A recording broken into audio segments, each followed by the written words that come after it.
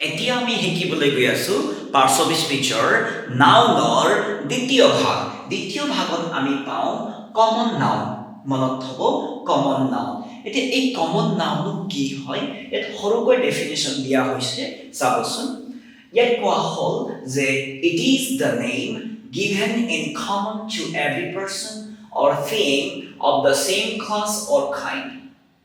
ইয়াৰ মানে অসমীয়া অৰ্থ হ'ব যে জাতিবাচক নতুবা প্ৰজাতিক নতুবা সমষ্টিক অৰ্থ কৰা নাম বুজোৱা শব্দ।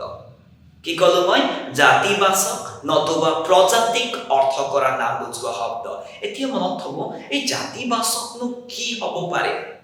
মই জাষ্ট আপোনাক ৰাফলি ক'ব বিচাৰিম। চাব দেই, জাতিবাচক ক্লাছক কেনেকৈ কানেক্ট কৰা হয়। ধৰি লওক যদু, মধু, নীৰেণ, ধীৰেণ। ইয়াৰ ক্লাছ কি হ'ব? এইবিলাকৰ ক্লাছ হ'ব বয়। মই ইয়াত লিখি দিওঁ BOY নতুবা MALE মেল। বুজিছে? বয় শব্দ কমন নাউন হয়। ইয়াৰ জাতি বা ক্লাছটো কি হয়? Jadu, Madhu, Niren, Dhiren dot dot dot ইত্যাদিৰ ক্লাছটো হ'ব বয় নতুবা মেল বুলি ক'ব পাৰোঁ আমি। বুজি পাইছে নহয়? ঠিক তেনেকৈ ফিমেলৰ কাৰণে দেই চাব সীতা, নীতা এইবিলাক একেবাৰে প্ৰপাৰ নাউন হয় দেই। ৰঞ্জিতা, মীনা, টিনা এইবিলাকৰ মনত থব এইবিলাকৰ ক্লাছ কি হ'ব, কাইণ্ড কি হ'ব মনত থব।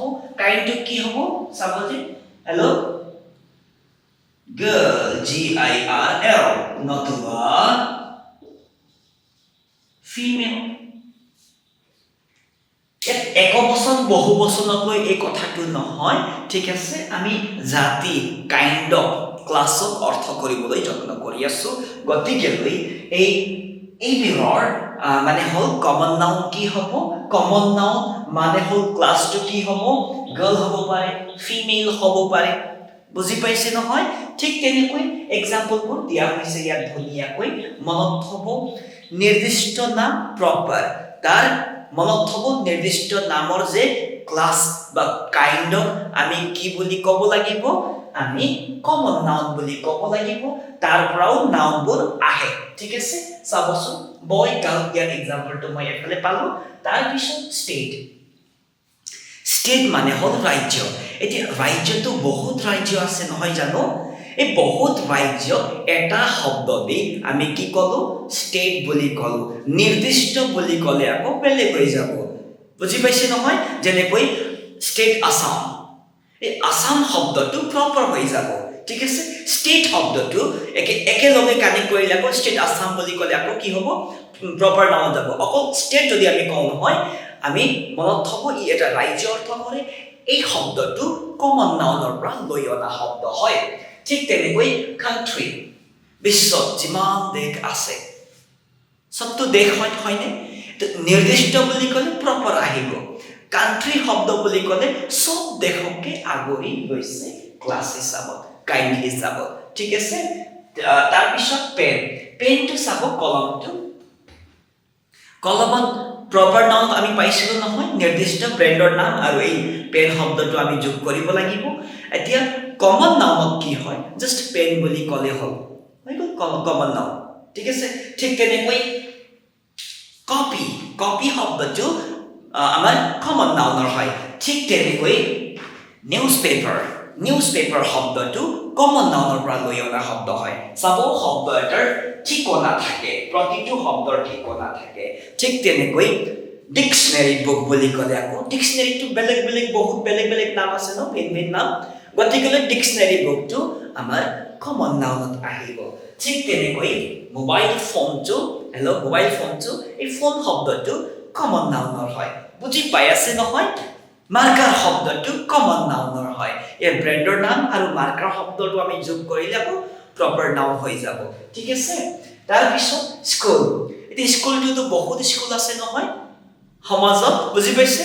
এতিয়া স্কুল শব্দটো কমন নাউন হয় ঠিক আছে ঠিক তেনেকৈ আমি পাওঁ টিচাৰ ষ্টুডেণ্ট তাৰপিছত কলেজ এতিয়া বুজি পাই আছে নহয় কলেজ শব্দটো টিচাৰ শব্দটো পাৰ্টিকুলাৰ বুলি ক'লে তাৰ নামৰ সৈতে যাব লাগিব ঠিক আছে নেক্সট হ'ল কাৰ এতিয়া কাৰ শব্দ কমন নাউন কেনেকৈ হ'ল মনত থব কাৰৰো ব্ৰেণ্ড আছে নহয় মাৰুতি সুজুকি কাৰ বুলি কওঁ আমি হয়নে ঠিক তেনেকৈ এইটো মাৰুতি সুজুকি কাৰ শব্দটো প্ৰপাৰ নাউনৰ হয় কাৰ শব্দটো কমন নাউনৰ হয় নেক্সট হ'ল বাইক শব্দটো পালচাৰ বাইক বুলি কওঁ নহয় পালচাৰ 150 বাইক বুলি কওঁ এই শব্দটো প্ৰপাৰ নাউনৰ হয় অকল বাইক বুলি ক'লে আকৌ কমন নাউন আহিব হাউচ ঘৰ এতিয়া ঘৰ কাৰ ঘৰ মানুহৰ নাম আৰু ধৰি লওক মিনাৰ ঘৰ এইটো যদি কয় আপুনি তো আপুনি হাউচটো প্ৰপাৰ নাউন হিচাপে যাব ঠিক আছে বুজি পাইছে নহয় ওকে তো মই আশা কৰিছো যে এই কমন নাউনত আৰু ভৱিষ্যতে কেতিয়াও অসুবিধা নাপাব ঠিক আছে আৰু একটা দুটামান এক্সাম্পল দিম যেনেকৈ আপোনাক মই দেখাবলৈ যত্ন কৰিম সেইবোৰ হ'ল যেনেকৈ ইয়াতে লিখি দিওঁ দেই গড G-O-D এই গড শব্দটো কমন নাউনৰ হয় এতিয়া গড বুলি ক'লে কমন নাউন কেনেকৈ হ'ল চাব নিৰ্দিষ্ট নাম যেনেকৈ লৰ্ড শিৱা হ'ল বুজি পাইছেনে লৰ্ড গণেশ হ'ল এইবিলাক হ'ল একোটা প্ৰপাৰ নাউন ঠিক তেনেকৈ কমন নাউনটোক সবকে মিলাই ক্লাছ হিচাপে হেল্ল' জাতি বা প্ৰজাতি হিচাপত আমি কি কৰোঁ সমষ্টিক কি কৰোঁ আমি যে গড শব্দটোৱে আমি বুজি পাওঁ তো মই আশা কৰিছোঁ যে এই কমন নাউনক লৈ আৰু ভৱিষ্যতে কেতিয়াও আপোনাৰ অসুবিধা নহ'ব এতিয়া নেক্সট আমি শিকিম নাউনৰ নেক্সট 3 নম্বৰ ভাগ